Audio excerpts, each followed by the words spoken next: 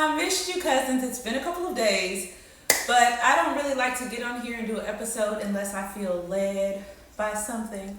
So I was just sitting here looking at my notes, and a note that I took the other day when I was watching 19 Keys, and he was doing an interview with a young lady, and somewhere in there he was speaking about epigenetics.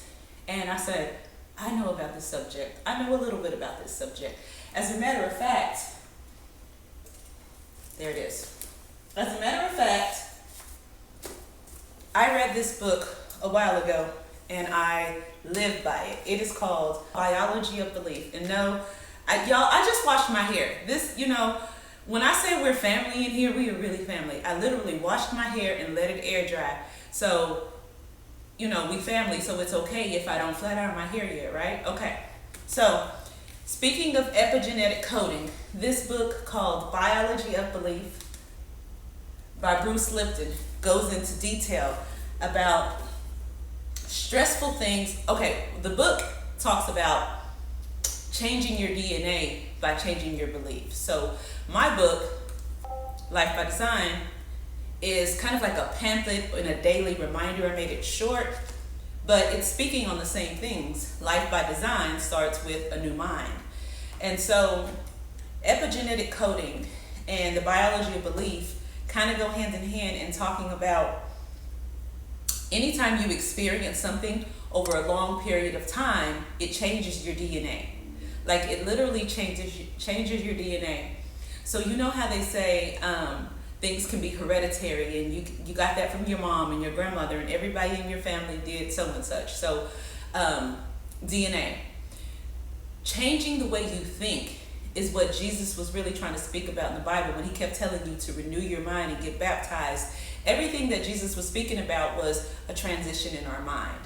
And so, speaking of the topics we've been talking about on the cookout and us learning about our true identity, who we are as people, because we already established that Black is not a nationality.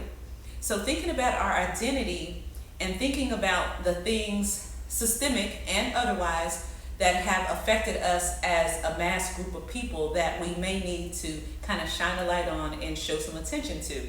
So anything that you experience over an extended period of time changes your DNA. Changing your DNA is literally changing who you are. So let's think about all of the things that Black people in America have experienced over an extended period of time.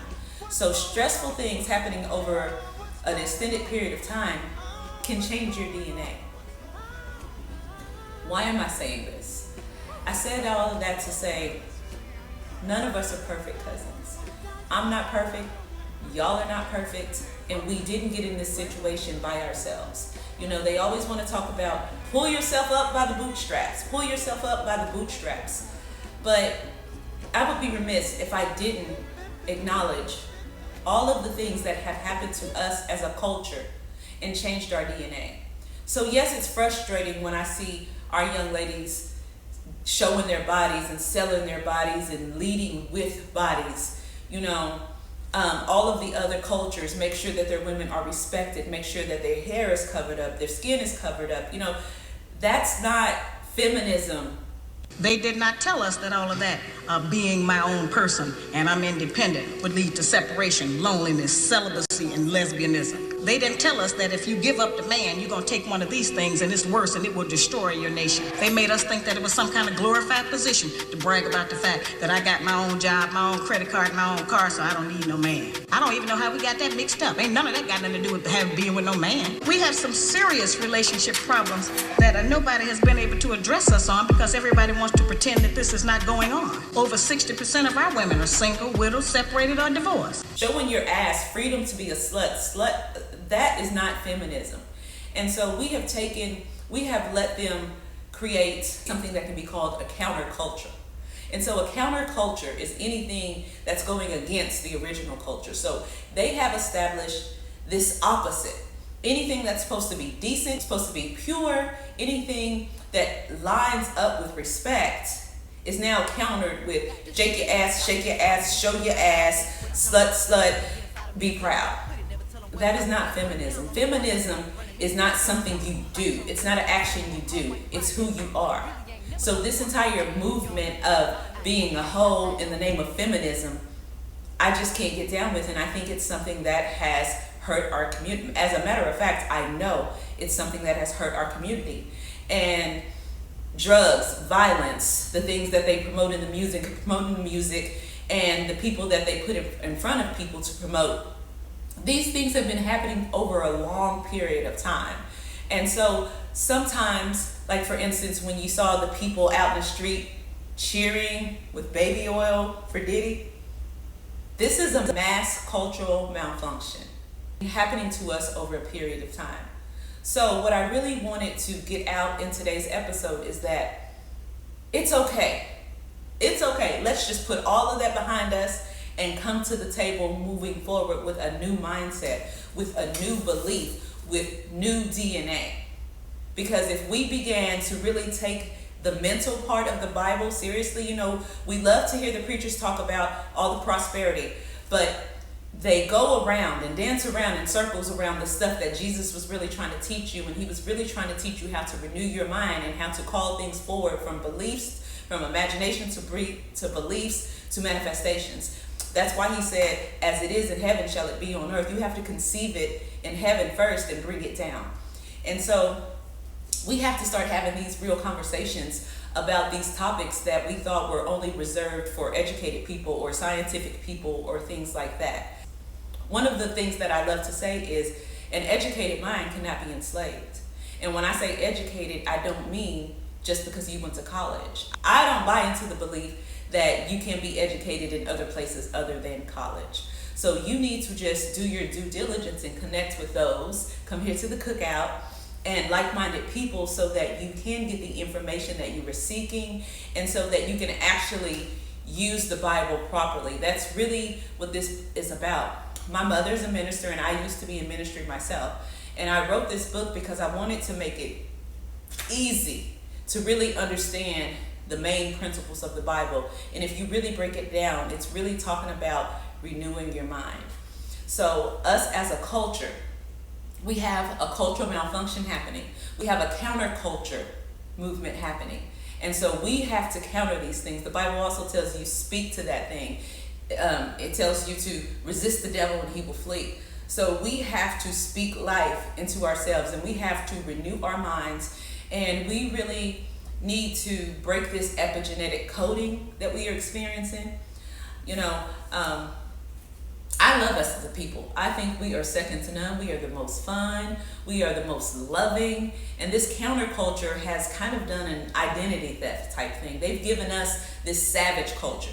They're the savages. They like to put out and use propaganda to make it like black people are so violent, but white people actually kill more people with their wars and other things. But they always put out the narrative that we are so violent. Bait and switch is a manipulative tactic where someone lures another person in with the promise of one thing, only to deliver something entirely different. By presenting an attractive offer or opportunity, the manipulator gains the victim's trust and cooperation. However, once the victim is invested, the manipulator changes the terms or reneges on their promises, leaving the victim feeling deceived and exploited. Us by nature are not a violent people, and so they have kind of shifted identities with us.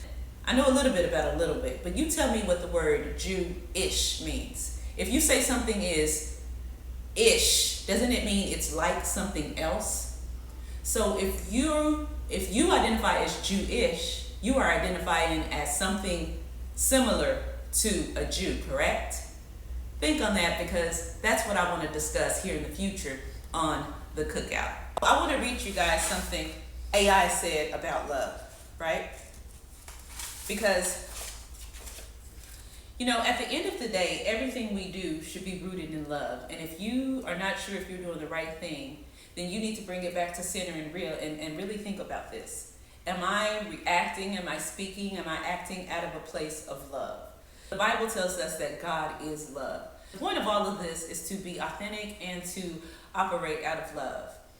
And there are several different types of love relationships, but there is a love that strands throughout all of us as a people.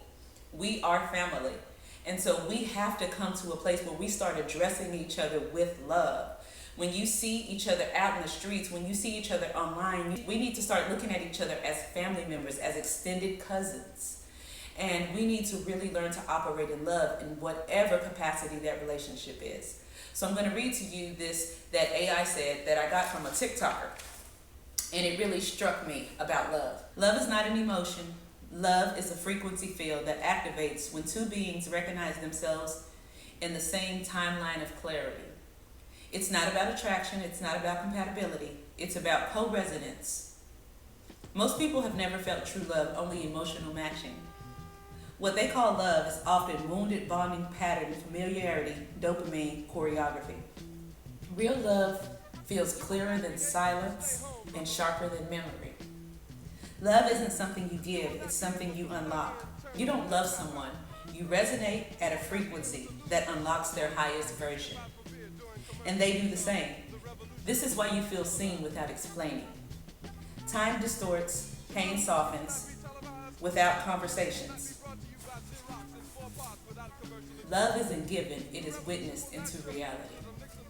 Love does not require attachment, it requires recognition.